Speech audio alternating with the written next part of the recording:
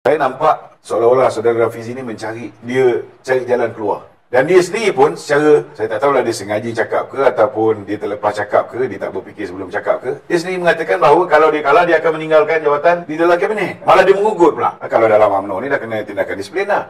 Dia mengugut bahawa dia akan mula mengkritik parti. Tangan dia tak terikat, mulut dia tidak akan terkunci. So dia mengugut. Bagi saya lah, perangai kebudak-budakan macam ni tak sepatutnya lah dilakukan oleh seorang yang cukup senior. Timbalan Presiden, kemudian ada jawatan dalam kerajaan, senior minister. Senior minister, betul. Menteri Ekonomi, senior minister. Tak sepatutnya dikeluarkan kenyataan sedemikian rupa. Sampai serang peribadi kata Nuriza ni, ada yang kata Nuriza belum layak lah kan, baru lagi. Saya ni antara orang yang mengasaskan Parti Keadilan. Datuk pernah bercakap, pernah bersama. Ya. Rafizi tu pun kita yang rekrut. Saya dengan Izam jumpa dia tahun 2001. Dia langsung tak ada masa perjuangan awal. Nuriza daripada awal, daripada 1998. Ya. Kalau dia yang kita rekrut pun tahun 2001 masa saya dengan Izam pergi London. Kenapa Nuriza yang daripada tahun 1998 dah aktif, dia lah tunjang perjuangan, puteri reformasi itu. Pergi sana, pergi sini, dia tak boleh bertanding.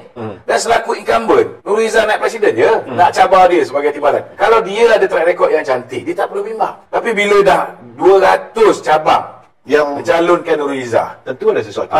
Mesti ada sebab kenapa sampai 200 cabang. Tapi janganlah tuduh kata mereka ni dibeli, mereka ni nak jawatan dan sebagainya. Sebab 200 cabang ni termasuk orang-orang yang merupakan penyokong-penyokong Rafizi pun sama. So, bagi saya lah, jangan play victim lah. Kalau rasa memang nak kalah tu, lebih baik dia berundur secara terhormat. Daripada sebagai seorang timbalan Presiden, kalah teruk dengan Nuriza, lebih baik dia tarik diri daripada mengeluarkan fitnah-fitnah. Macam ni lah dulu BN kena. Ada yang cakap Nuriza tak ready nak jadi timbalan Presiden. Saya nak tanya lah, ready sangat ke Rafizi tu?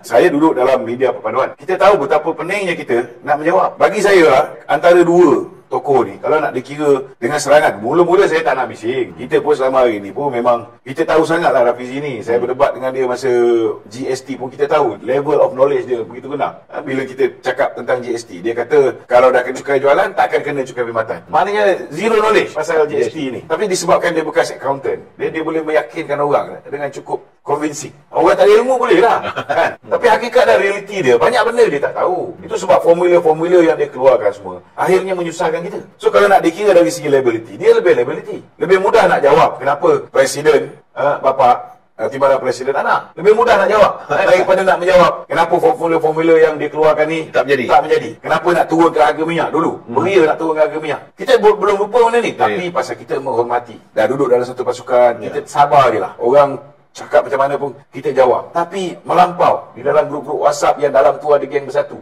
dalam tu ada geng UMNO, dia balun. Dan ini digunakan pula oleh pihak pembangkang sebab hari ini mereka gunakan. Setiap kenyataan Rafizi ni macam kenyataannya Akmal keluar, digunakan oleh puak-puak walao ni. Macam copy paste lah. So, apa tujuan kita bagi peluru kat musuh? Unless kalau kita dah plan. Kita pun bukan tak tahu kan. Perjumpaan-perjumpaan dengan PAS dan yang berlaku. Ada juga perjumpaan dengan orang-orang penting dalam UMNO yang berlaku. PMX pun dia ada dia punya MIO dia, special branch dia. Dia pun ada orang-orang dia pun tahu setiap pergerakan, pemimpin-pemimpin dia, ahli-ahli parlimen dia, menteri-menteri dia.